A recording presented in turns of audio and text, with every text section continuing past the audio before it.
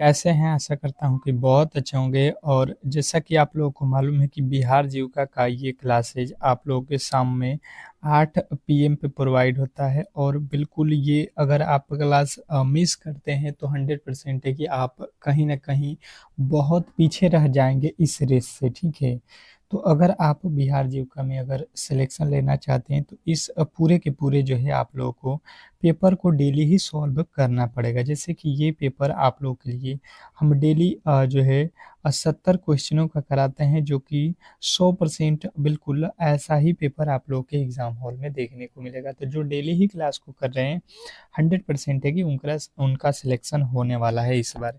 क्योंकि जिस तरीके के प्रश्न आपके एग्जाम हॉल में और जिस टॉपिक से और जो सिलेबस आप लोग का 2025 का है जीविका का, उसको हम लोग यहाँ पे कवर कर रहे हैं। ठीक है, तो चलिएगा यहाँ पे क्लास को ज़्यादा समय नहीं लेंगे क्योंकि एग्ज़ाम डेट आपको बिल्कुल बहुत नज़दीक है।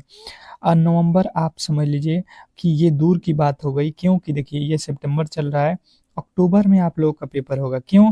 क्योंकि देखिए जो आप लोगों का एनटी अभी रेलवे का जो एग्ज़ाम था जो ऑनलाइन जो है कंपनी कराती है, उसने जो है यहाँ पे जो है क्या बोलते हैं कि आप लोगों के ग्रुप डी का जो एग्ज़ाम कैंसिल कर दिया है। ठीक है, अब सीधा सीधी आप लोगों के एग्ज़ाम पर ही फोकस है और आपका एग्ज़ाम बिल्कुल होने जा रहा है। ठीक है, तो बहुत जल्द आप लोगों का एग्ज़ाम डेट आ जाने वाला है कि किस दिन से आपका पेपर होने वाला है।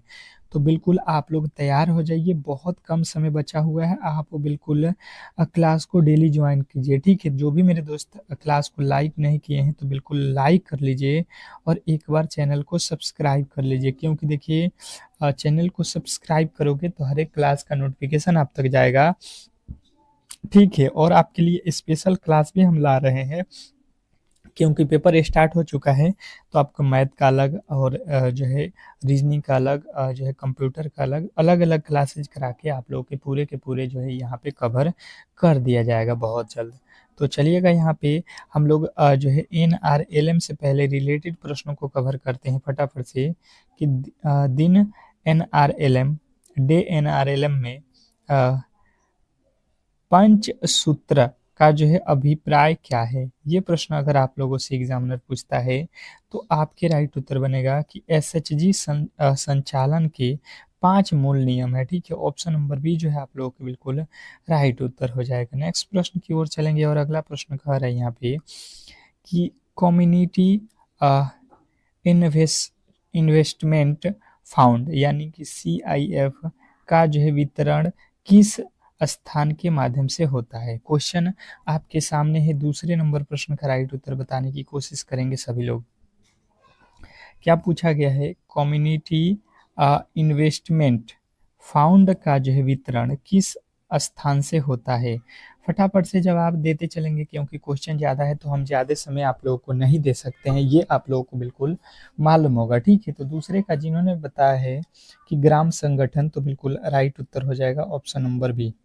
जिन्होंने भी बी को चुना है उनके बिल्कुल 100% सही उत्तर है। नेक्स्ट प्रश्न देखिए, कह रहा है कि NRLM के तहत दीन दयाल उपाध्याय ग्राम ग्रामीण कौशल जो है योजना का मुख्य उद्देश्य क्या है। फटाफट से बताने की कोशिश करेंगे प्रश्नों को। तो इसका बात किया जाए मुख्य उद्देश्य क्या है, तो इसका मुख्य उद्देश्य है कौशल विकास और रोजगार। ऑप्शन नंबर जिन्होंने भी बी को चुना है उनके 100% सही उत्तर है। हर एक प्रश्न को आप लोग टेस्ट के तौर पे ले रहे हो या नहीं? बिल्कुल, अगर पेपर में जाओगे तो किस तरीके से होगा बताओ। अगर आप यहाँ पे प्रश्नों को टेस्ट के तौर पे नहीं करोगे तो फिर तो एग्जाम हॉल में फंस जाओगे। तो आप कोशिश करो कि हर एक प्रश्न का उत्तर मेरे से पहले दो। ये क्लास का जो है रूल ही है कि टेस्ट पूरे अच्छे तरीके से देना है। जैसे तीसरा प्रश्न था तो तीसरे का उत्तर बी हो रहा है तो बी बताओ। ठीक है, इस तरीके से तो बिल्कुल फटाफट से आपके जवाब आने चाहिए। अब देखिएगा आपका अगला प्रश्न आपके सामने है, अब सभी लोग बताते चलेंगे। ठीक है, कह रहा है आपका अगला प्रश्न कि आजीविका ग्रामीण एक्सप्रेस योजना का जो है उद्देश्य क्या है। आजीविका ग्रामीण एक्सप्रेस योजना का उद्देश्य अगर आप लोगों से प्रश्न पूछ लेता है, क्वेश्चन नंबर चौथे का राइट उत्तर यहाँ पे बताने की कोशिश करेंगे सभी लोग। क्वेश्चन नंबर 4, क्वेश्चन नंबर 4 का बात किया जाए तो जिन्होंने भी बताया है यहाँ पे कि ग्रामीण परिवहन सुविधा और जो है महिला उद्यमिता, ऑप्शन नंबर बी तो बिल्कुल 100% आपके सही उत्तर हो जाएगा, इसमें किसी तरीके के डाउट नहीं होना चाहिए। बहुत बेहतरीन, बहुत लाजवाब ये प्रश्न है और कहीं न कहीं आपके सीधे एग्ज़ाम हॉल में ये प्रश्न पूछे जाएँगे, तो आप पहले से ही रेडी रहो ऐसे प्रश्नों के लिए, ठीक है? नेक्स्ट प्रश्न की ओर चलेंगे और अगला प्रश्न आपके सामने है, कह रहा है कि एनआरएलएम का जो है मिशन अंत्योदय किनके लिए है? एनआरएलएम का मिशन अंत्योदय किसके लिए है? क्वेश्चन नंबर आपके 5वें का जो है राइट उत्तर बताने की कोशिश करेंगे सभी लोग। क्वेश्चन नंबर 5 फटाफट से आपके जवाब आने चाहिए। क्या लगता है आप लोगों को कि इस प्रश्न का जो है राइट उत्तर क्या होने वाला है? फटाफट से बताएँगे। 5वां नंबर प्रश्न। तो जिन्होंने बताया है यहाँ पे कि ये है गरीब ग्राम पंचायतों का विकास, तो बिल्कुल राइट उत्तर हो जाएगा ऑप्शन नंबर ए। नेक्स्ट प्रश्न की ओर चलेंगे और अगला प्रश्न आपके सामने है, कह रहा है यहाँ पे कि सब्जेक्ट नॉलेज से जो है आप लोगों के प्रश्न पूछे जाएंगे एग्जाम में, बिल्कुल पूछे जाएंगे। आप बिल्कुल इससे सबसे ज़्यादा प्रश्न पूछे जाएंगे आपको एग्जाम हॉल में, ठीक है? कह रहा है कि बीपीएम को नियुक्त करने वाली प्राधिकरण क्या है? ठीक है, बीपीएम को नियुक्त करने वाली प्राधिकरण क्या है? तो आपको बताना है कि ये है आप लोग के बीआरएलपीएस राज्य मिशन। ऑप्शन नंबर अगर आपने बी को चुना है तो 100% आपके सही उत्तर है, ठीक है? नेक्स्ट प्रश्न की ओर चलेंगे और अगला प्रश्न कह रहा है कि एरिया कोऑर्डिनेटर को प्रति माह कितनी जो है एसएचजी बैठकों में भाग लेना अनिवार्य है? एरिया कोऑर्डिनेटर को प्रति माह कितनी जो है एसजी बैठकों में भाग लेना अनिवार्य है? क्वेश्चन नंबर 7वें का जो है राइट उत्तर बताने की कोशिश करेंगे सभी लोग कि क्वेश्चन नंबर 7वें का जो है राइट उत्तर क्या होने वाला है। तो जिन्होंने बताया है 4, तो बिल्कुल राइट उत्तर है ऑप्शन नंबर जो है आप लोगों का सी, ठीक है? नेक्स्ट प्रश्न की ओर चलेंगे और अगला प्रश्न कह रहा है कि बीपीएम के मंथली प्रोग्राम्स रिपोर्ट किसे भेजी जाती है? बीआरएलएम के जो है मंथली प्रोग्राम रिपोर्ट किसे जो है भेजा जाता है, ये आप लोगों से प्रश्न में पूछा गया है। क्वेश्चन नंबर आपके 8वें के जो है राइट उत्तर बताने की कोशिश करेंगे सभी लोग। तो जिन्होंने बताया है जिला मिशन प्रबंधक को, तो बिल्कुल राइट उत्तर हो जाएगा ऑप्शन नंबर ए। सभी लोगों से रिक्वेस्ट रहेगा कि भाई साहब क्लास को लाइक कर लीजिए और चैनल को सब्सक्राइब नहीं किए हैं तो सब्सक्राइब कर लीजिए, क्योंकि ऐसा क्लास यूट्यूब पर फ्री में कोई नहीं करा सकता है, ठीक है? ये भी आपको एक बात ध्यान रखना है। अगला प्रश्न कह रहा है कि सीसी का जो है मानदेय मानदेय किसके प्रदर्शन पर निर्भर करता है? सीसी का मानदेय किसके प्रबंधन पर निर्भर करता है? क्वेश्चन नंबर आपके 9वें का जो है राइट उत्तर बताएंगे सभी लोग। जवाब नहीं दे रहे हैं तो बिल्कुल बहुत बड़ी गलती कर रहे हो आप, फटाफट से आपके जवाब आना चाहिए। तो एसएचजी संगठन एवं जो है रिकॉर्ड बिल्कुल राइट उत्तर हो जाएगा। नेक्स्ट प्रश्न की ओर चलेंगे और अगला प्रश्न कह रहा है कि सीएलएफ को फेडरेशन ऑफ डिफरेशन क्यों जो है कहा जाता है? अगला प्रश्न आपके सामने है और फटाफट से आपके चारों ऑप्शनों देखकर बताने की कोशिश करिए। सीएलएफ को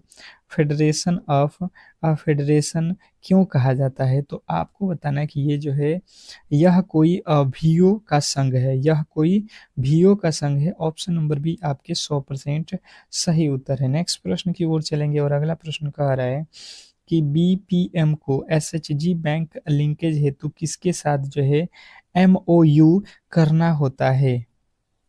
बीपीएम को एसएचजी बैंक लिंकेज हेतु किसके साथ जो है एमओयू करना होता है? अगर 11वें नंबर प्रश्न का बात किया जाए तो जिन्होंने बताया है बैंक के साथ, तो बिल्कुल राइट उत्तर हो जाएगा ऑप्शन नंबर बी। तो जिनका भी बी उत्तर आ रहा है बिल्कुल सही है। नेक्स्ट प्रश्न की ओर चलेंगे और अगला प्रश्न आपके सामने है, एरिया कोऑर्डिनेटर का जो है प्रतिरक्षण कौन करता है? एरिया कोऑर्डिनेटर का प्रशिक्षण कौन करता है? क्वेश्चन आपके सामने है। 12वें नंबर प्रश्न का राइट उत्तर बताने की कोशिश करेंगे सभी लोग।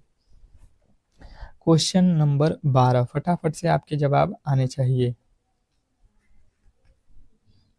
तो जिन्होंने भी बताया है यहाँ पे कि DMMU, तो बिल्कुल राइट उत्तर है डेमो। नेक्स्ट प्रश्न देखिए कह रहा है यहाँ पे कि BPM यानी कि annual village property regulation plant किसके सहयोग से तैयार करता है? तो जहाँ तक बात किया जाए कि ये जो है CLF एवं VO के साथ जो है बनता है, ऑप्शन नंबर बी। तो इस तरीके से आपका राइट उत्तर ऑप्शन नंबर बी है। नेक्स्ट प्रश्न की ओर चलेंगे और अगला प्रश्न आपके सामने है।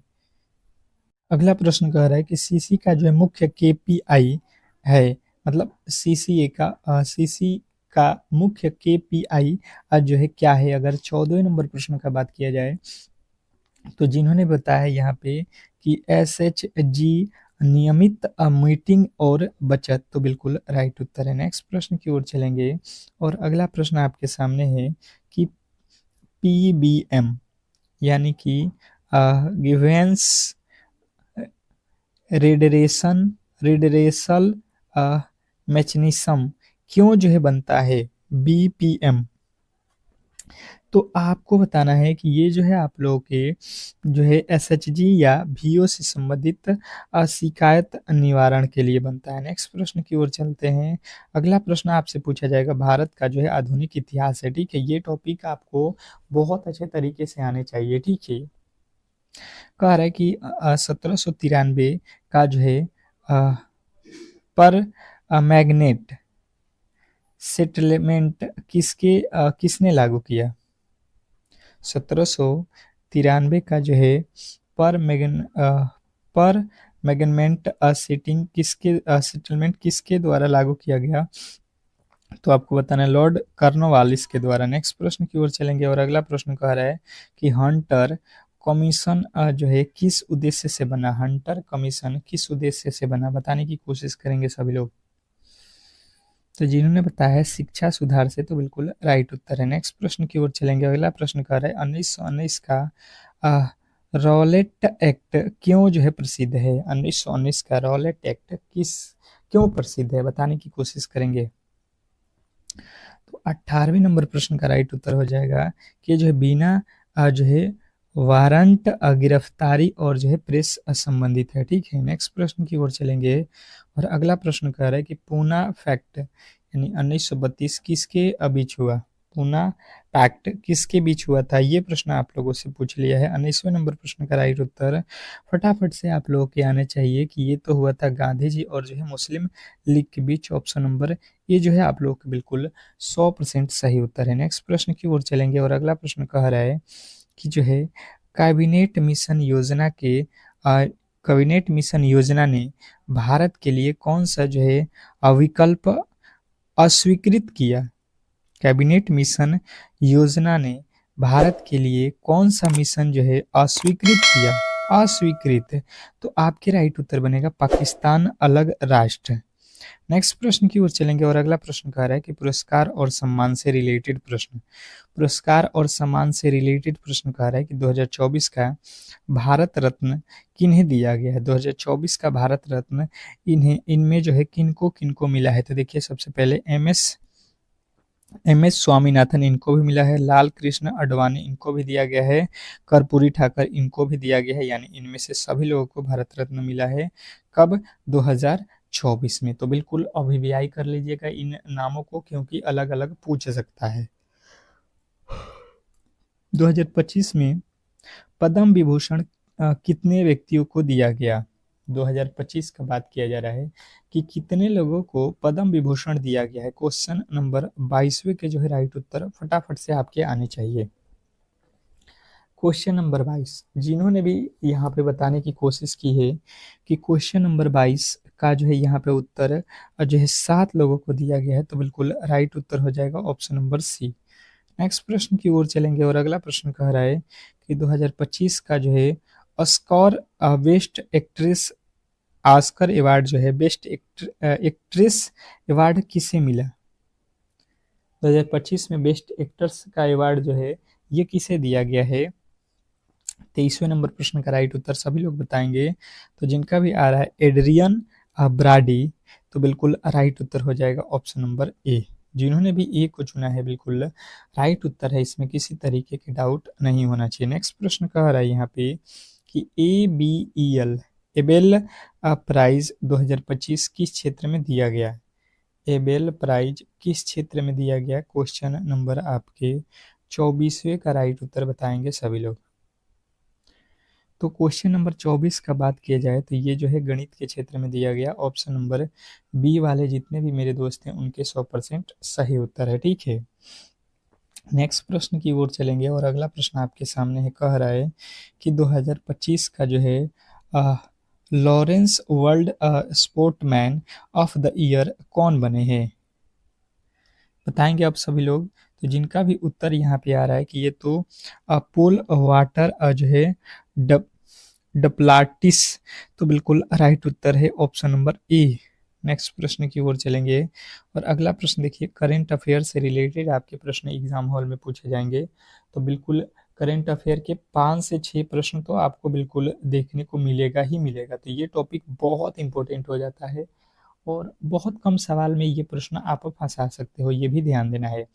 2025 रिपब्लिक डे का प्रमुख जो है अतिथि कौन थे? 2025 में जो रिपब्लिक डे है उस पे जो है गणतंत्र दिवस पे जो है हम लोगों के जो है कौन जो है अतिथि थे? अगर 26वें नंबर प्रश्न का बात किया जाए तो आपको बताना है इंडोनेशिया के राष्ट्रपति थे, ठीक है। Option number D. नेक्स्ट प्रश्न की ओर चलेंगे और अगला प्रश्न कह रहा है यहाँ पे कि जो है 2025 इंटरिम जो है बोगेड में ग्रीन बॉन्ड किस क्षेत्र के लिए घोषित हुआ?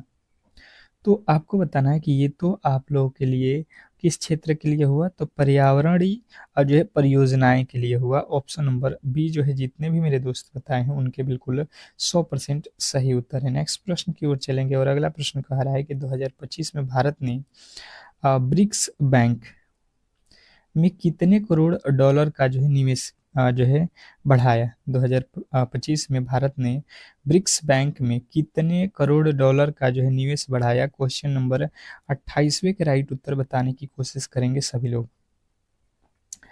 तो जिन्होंने भी बताया है यहाँ पे कि 200 डॉलरों का जो है निवेश किया, 200 crore dollar, option number B, तो बिल्कुल 100% आप लोगों के सही उत्तर हैं। नेक्स्ट प्रश्न की ओर चलेंगे और अगला प्रश्न कह रहा है कि 2025 में किस शहर को ग्लोबल स्मार्ट सिटी अवार्ड मिला? 2025 में किस शहर को ग्लोबल स्मार्ट सिटी का अवार्ड मिला? क्वेश्चन नंबर आपके 29वें के राइट उत्तर बताने की कोशिश करेंगे सभी लोग। क्वेश्चन नंबर आपके जो है 29। तो जिन्होंने भी बताया है यहाँ पे कि 29वें का राइट उत्तर भुवनेश्वर है, तो बिल्कुल राइट उत्तर हो जाएगा ऑप्शन नंबर बी। नेक्स्ट प्रश्न की ओर चलेंगे और अगला प्रश्न कह रहा है कि 2025 में खेलो इंडिया यूथ गेम कहाँ आयोजित हुआ? 2025 में खेलो इंडिया यूथ गेम कहाँ आयोजित हुआ? क्वेश्चन नंबर 30वें के राइट उत्तर बताएंगे सभी लोग। Question number 30। क्वेश्चन नंबर 30वें का राइट उत्तर जिन्होंने भी यहाँ पे बताया हुआ है कि जो है बिहार है, तो बिल्कुल राइट उत्तर है ऑप्शन नंबर सी। तो जिन्होंने भी सी को चुना है उनके बिल्कुल 100% सही उत्तर है। नेक्स्ट प्रश्न कह रहा है कि 2025 में Indians first green hydrogen corridor कहाँ जो है स्थापित हुआ? हाइड्रोजन कॉरिडोर कहाँ स्थापित हुआ? पहला ग्रीन हाइड्रोजन कॉरिडोर इंडिया में। तो आपके राइट उत्तर बनेगा यहाँ पे कि ये तो गुजरात में हुआ, ऑप्शन नंबर ए। नेक्स्ट प्रश्न की ओर चलेंगे। अगला प्रश्न कह रहा है कि 2025 में इकोनॉमिक्स सर्विस का जो है मुख्य विषय क्या है? तो आपके राइट उत्तर बनेगा कि इसका जो है विकसित भारत जो है @ 2047 बिल्कुल राइट उत्तर है। नेक्स्ट प्रश्न की ओर चलेंगे और अगला प्रश्न कह रहा है कि 2025 में UN क्लाइमेट समिट कहाँ हुआ? तो आपके राइट उत्तर बनेगा कि ये जो है आप लोगों के ब्राज़ील में हुआ, ऑप्शन नंबर सी। नेक्स्ट प्रश्न देखिए कह रहा है कि 2025 में चेस वर्ल्ड चैंपियनशिप कौन बने? 2025 में चेस वर्ल्ड चैंपियनशिप कौन बने? तो मैग्नस कार्लस बिल्कुल आपके राइट उत्तर हो जाएगा, जो कि अमेरिका के खिलाड़ी है। डी गोकेस आप बिल्कुल अब जो है गलत नहीं करेंगे, ये जो है पिछले साल के थे, ठीक है, इस बार जो है नया बने। 2024 में ग्लोबल इन्वेस्टमेंट इंडेक्स में भारत का रैंक क्या है? तो भारत का रैंक कौन सा है? 39वां है, ऑप्शन नंबर ए। नेक्स्ट प्रश्न देखिए, बिहार स्पेशल जीके से आप लोगों के प्रश्न पूछा जाएगा कि बिहार का राजकीय पशु कौन है? बिहार का राजकीय पशु कौन सा है? तो ये तो मुझे नहीं लगता कि कोई गलती कर लेगा, बैल, क्योंकि बहुत दिनों से हम लोग कर रहे हैं। सोनपुर मेला किसके लिए प्रसिद्ध है? तो सोनपुर में जो मेला लगता है, सोनपुर से कौन कौन है ये आप लोग बताने की कोशिश करेंगे, तो बिल्कुल उनका उत्तर आएगा पशु मेला लगता है, ऑप्शन नंबर बी। एशिया का सबसे बड़ा पशु मेला कहाँ लगता है? तो सोनपुर में। ये भी आप लोगों को फैक्ट याद रखना है। बिहार के राजगीर में कौन सा जो है अंतर्राष्ट्रीय आयोजन होता है? बिहार के राजगीर में कौन सा अंतर्राष्ट्रीय आयोजन होता है? तो आपको बताना है राजगीर नृत्य महोत्सव, ऑप्शन नंबर बी वाले जितने भी मेरे दोस्त हैं उनके 100% सही उत्तर है। नेक्स्ट प्रश्न की ओर चलेंगे और अगला प्रश्न कह रहा है कि बिहार में कुंवर सिंह किस विद्रोह से जुड़े थे?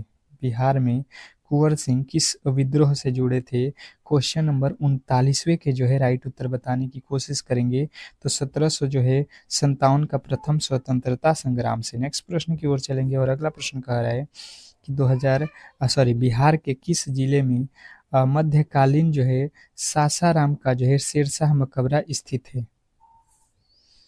तो आपके जो राइट उत्तर बनेगा ये हो जाएगा आप लोग को रोहतास में। तो ऑप्शन नंबर सी वाले जितने भी मेरे दोस्त हैं उनके बिल्कुल राइट उत्तर है। नेक्स्ट प्रश्न की ओर चलेंगे और अगला प्रश्न देखिए, गणित से रिलेटेड आप लोग के एग्जाम में पूछे जाएगा। कह रहे हैं यहाँ पे कि यदि 5x - 3 बराबर 2x+9 हो तो x का वैल्यू आप मुझे बताओ। क्या आप गणित के प्रश्नों को फटाफट से सॉल्व कर सकते हैं? तो बिल्कुल सॉल्व कर सकते हो। थोड़े से आप लोगों को ध्यान देना है कि जैसे यहाँ पे 5x - 3 बराबर 2x+9 दिया है ना, तो x वाले के x तरफ रखो, y वाले को y तरफ।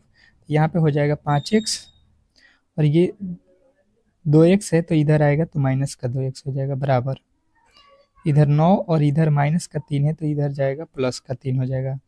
5 में से 2 घटेगा 3x बराबर 9 में 3 जोड़ेंगे 9 3 12, यहाँ से कट जाएगा x का वैल्यू, तो 3 चौका 12। x का वैल्यू कितना आएगा? 4। अगर आपने ऑप्शन नंबर बी को चुना है तो बिल्कुल 100% सही उत्तर है, इसमें किसी तरीके का डाउट नहीं होना चाहिए। नेक्स्ट प्रश्न की ओर चलेंगे और अगला प्रश्न कह रहा है कि 144 का वर्गमूल प्लस 225 का वर्गमूल कितना होगा? 144 का वर्गमूल और 225 का वर्गमूल तो आपको तो याद होगा, या आप निकाल लेना, अगर नहीं बनाने ढंग आता है, याद नहीं है तो 2 से घटाओगे तो यहाँ पे कितना हो जाएगा जो है फिर 2 से कट जाएगा तो यहाँ पे हो जाएगा 36। इस तरीके से काटेंगे तो ये किसका वर्गमूल बनता है? 12 का, ठीक है। इसमें 2 का जोड़ा लगाएंगे तो 12 का हो जाएगा। 225 किसका होता है? तो 15 का होता है। तो 12 और 15 जोड़ दो, कितना होता है? 27। तो अगर आपने ऑप्शन नंबर सी को चुना है तो बिल्कुल ही आप लोगों का राइट उत्तर है, इसमें किसी तरीके का डाउट नहीं होना चाहिए। बहुत बेहतरीन प्रश्न है और कहीं ना कहीं आपको सीधे एग्जाम हॉल में ये प्रश्न देखने को मिलेगा, तो आप बिल्कुल चिंता ना करें। अगला प्रश्न कह रहा है कि किसी वस्तु पर 20% के छूट के बाद 800 में विक्रय मूल्य किया गया, तो अंकित मूल्य क्या होगा? ये प्रश्न आप लोगों से पूछा गया है। 10 सेकंड का समय रहेगा, फटाफट से आपके जवाब आने चाहिए। जो भी क्लास को देख रहे हैं फटाफट से बताने की कोशिश करेंगे इस प्रश्न के राइट उत्तर क्या होने वाला है। जैसे कि आप देख लो कि 10% का छूट है, तो मान लेते हैं कि 100 रुपये में हमने किसी वस्तु को कीना है, ठीक है, और बेचेंगे कितने में? 80 में। 80 में अगर हम बेच देते हैं, SP यहाँ पे लिख लेना, ये है CP। अगर आप 80 में बेचोगे तो 100 वाली चीज कितना आप छूट दिए हो? 20 का। 20 का छूट दे दिए कि नहीं?